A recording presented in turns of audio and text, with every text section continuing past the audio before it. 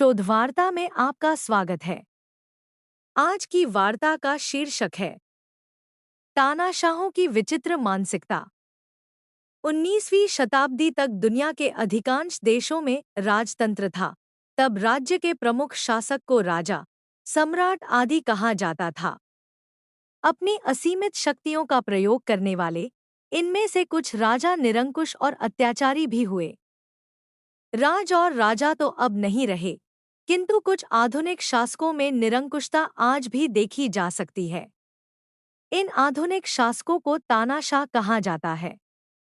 20वीं सदी में ऐसे ही कुछ तानाशाहों ने सत्ता के मद में मानवजाति के साथ नृशंस अत्याचार किया। इनके सनकीपन के कारण राजनीतिक हत्याओं और महायुद्धों में लाखों निर्दोष लोगों की जानें गईं।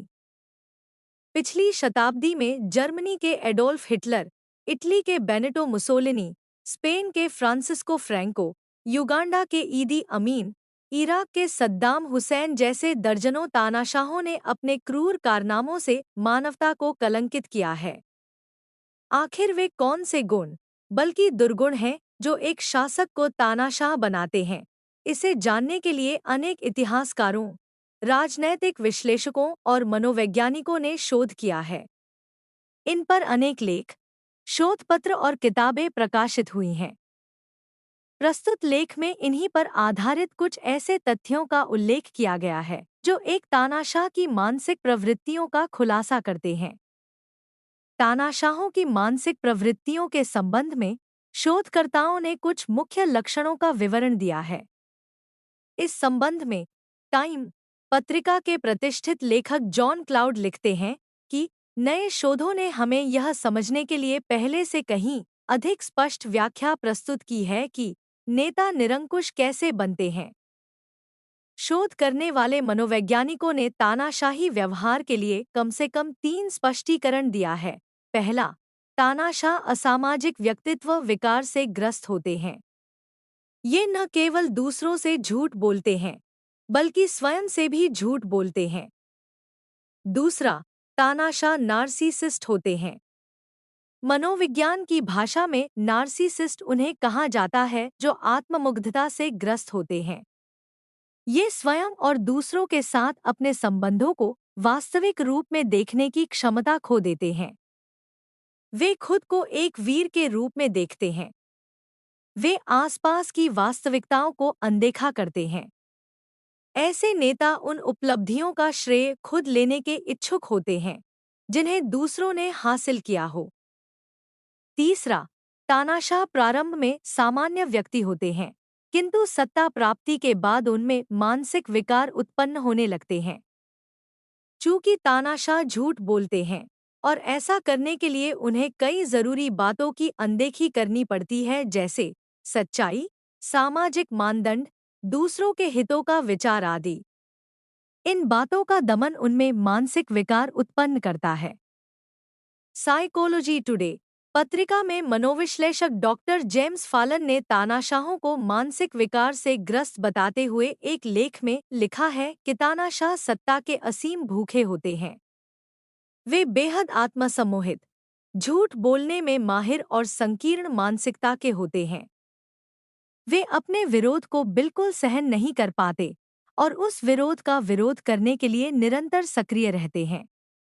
यह घातक मनोरोग मेगालोमैनिया का स्पष्ट संकेत है, जिसके रोगियों को संतुष्ट करना लगभग असंभव होता है।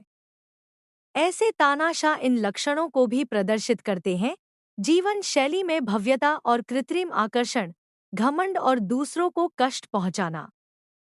इनसाइक्लोपीडिया ब्रिटानिका के अनुसार तानाशाह आमतौर पर निरंकुश राजनीतिक शक्ति हासिल करने के लिए धोखाधड़ी और झूठ का सहारा लेते हैं। वे डराने धमकाने, आतंक और बुनियादी नागरिक स्वतंत्रता के दमन के माध्यम से अपनी निरंकुशता को बनाए रखते हैं। फासिज्म पर शोध करने वाले कैलिफोर्निया विश्वविद्यालय के प्रोफेसर ए जेम्स ग्रेगोर सामाजिक और व्यावहारिक विज्ञान के अंतर्राष्ट्रीय विश्वकोश में आधुनिक तानाशाही के संबंध में लिखते हैं कि आधुनिक तानाशाही स्वभाव में लोकलुभावन होती है। वे नियंत्रित चुनावों के माध्यम से अपने लिए जनमत संग्रह की पुष्टि चाहते हैं। ये अपने नेतृत्व को करिश्माई दर्शाते हुए सत्तासुख का आनंद लेते हैं। उत्तर कोरिया ऐसी प्रणाली का एक उदाहरण है।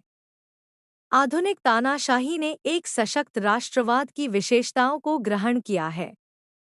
उदाहरण के लिए, रूस के लेनिन और जर्मनी के हिटलर ने यही किया। उन्होंने वर्ग पर आधारित अपनी विचारधारा की प्रतिबद्धता को लोकप्रिय बनाए रखने के लिए देशभक्ति का सहारा लिया। टिलबर्ग विश्वविद्यालय, नीदरलैंड के प्रोफेसर डॉक्टर ए बिस्टरवेल्ड ने अपने एक शोधपत्र में तानाशाह, अतिराष्ट्रवाद और नस्लवाद के संबंधों के विषय में लिखा है कि इटली के तानाशाह मुसोलिनी के विचारों का अधिकांश हिस्सा अतिराष्ट्रवाद से संचालित है। मुसोलिनी का मानना था कि इतालवी जाति अन्य जातियों से श्रेष्ठ है।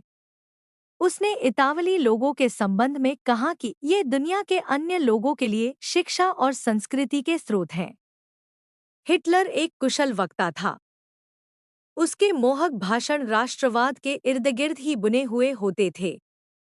मुसोलिनी की तरह हिटलर ने भी जर्मन जाति को सर्वोच्च बताया। उसने न केवल इस बात पर जोर दिया कि वह जर्मनी को उसकी पूर्व महानता में कैसे वापस लाएगा, बल्कि इस पर भी कि अन्य लोगों ने जर्मनी को उस महानता तक पहुंचने के लिए कैसे रोका। अपने दुश्मनों के खिलाफ आक्रामक भाषा का प्रयोग कर उक्त विचारों को प्रचारित करने में वह सफल रहा। इन तानाशाहों ने सत्ता में आने के लिए चुनावों में भी हेरफेर किया। सत्ता में आने से पहले और बाद में विपक्ष को पंगु बनाने के लिए हिंसा का इस्तेमाल किया। तानाशाहों की मानसिक स्थिति का विश्लेषण करने वाले मनोवैज्ञानिकों ने यह भी पाया है कि सत्ता में अपनी सर्वशक्तिमानता के बावजूद वे अत्यधिक चिंता से पीड़ित होते हैं। वेन स्टेट विश्वविद्यालय के डॉक्टर डेविन नारहोम और डॉक्टर सैमुअल हनले ने तानाशाहों का मनोविज्ञान, शक्ति, भय और चिंता शीर्षक से प्रकाशित अपने एक लेख में लिखा है कि तानाशाह अधिकतर नागरिक विद्रोह अथवा स्वयं पर आ सकने वाले किसी अज्ञात खतरे से चिंतित रहते हैं। उनकी यह चिंता उनके व्यवहार से प्रदर्शित होती है, जैसे इराक का सद्दाम हुसैन दूसरों को भ्रमित करने के लिए अपने डुप्लिकेट प्रतिरूपों का उपयोग करता था। एक बर्मी तानाशाह थान श्वे ने अपनी राजधानी सुनसान जंगल में बना ली थी। इसी चिंता से बचने के लिए वे स्वयं के अद्वितीय होने का भ्रम भी रचते हैं। जैसे सद्दाम हुसैन ने खुद को इराक का उद्धारकर्ता घोषित किया, लीबिया के मुअम्मर गद्दाफी ने खुद को अफ्रीका के राजाओं का राजा कहा। लेख कदवर आगे लिखते हैं कि तानाशाह संकीर्ण सोच वाले होते हैं। संकीर्णतावादी लोग उन व्यक्तियों को दंडित करने की तीव्र भावना रखते हैं जो उनके काम का नकारात्मक मूल्यांकन करते हैं। ऐसे तानाशाह विरोधियों की हत्या करवा देते हैं या उन्हें जेल में डाल देते हैं। वे विरोध सहन नहीं कर सकते। खुश रहने के लिए उन्हें अत्यधिक प्रशंसा और समर्थन की चाह होती है। डच इतिहासकार फ्रैंक डिकोटर की लिखी पुस्तक how to be a dictator में तानाशाहों के व्यक्तित्व, चरित्र और व्यवहार का विस्तृत वर्णन है। ऊपर की पंक्तियों में जो तथ्य हैं, वे सभी इस पुस्तक में तो हैं ही, तानाशाह के स्वभाव से संबंधित कुछ और तथ्यों का भी विवरण है। डिकोटर लिखते हैं कि ज्यादातर तानाशाह अपनी भावनाओं को छिपाने में माहिर होते हैं।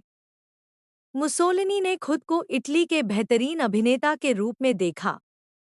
हिटलर ने भी खुद को यूरोप का सबसे महान कलाकार कहा। तानाशाह के समर्थक उनकी पूजा करते हैं। वे विरोधियों की निगरानी करते हैं और तानाशाह के कार्यों की आलोचना करने वालों की निंदा करते हैं, उनकी गरिमा को कुचलते हैं। ये समर्थक व्यापक जनसहमति का भ्रम पैदा करते हैं। प्रायः तानाशाह लोगों की धार्मिक भावनाओं का भी शोषण करते हैं। हिटलर ने जनता के साथ अर्धधार्मिक रूप से जुड़ते हुए खुद को एक मसीहा के रूप में प्रस्तुत किया। मुसोलिनी ने जानबूझकर ईसाई धर्मनिष्ठा की भक्ति और पूजा की भावनाओं को प्रोत्साहित किया। डिकोटर ने यह भी लिखा है कि हिटलर के पास खुद को छोड़कर राष्ट्रवाद और यहूदी विरोधी अपील के अलावा और कुछ नहीं था। तानाशाहों के सोचने और कार्य करने के तरीकों के संबंध में ऊपर दिए गए विवरण यह स्पष्ट करते हैं कि तानाशाह मानवता और निरापद जीवन जीने के अधिकारों का हनन करते हैं। ऐसी मानसिकता वाले शासक प्रजातंत्र को कमजोर करते हैं। इसका विपरीत कथन भी उतना ही सही है। यदि प्रजातंत्र कमजोर होता है तो ऐसे तानाशाह सत्ता पर कब्जा कर लेते हैं। नोबेल पुरस्कार प्राप्त नाइजीरियाई साहित्यकार सोयिनका ने कहा था कि एक तानाशाही के तहत राष्ट्र का अस्तित्व समाप्त हो जाता है। जो कुछ बचता है वह एक जागीर है और केवल गुलामों की दुनिया।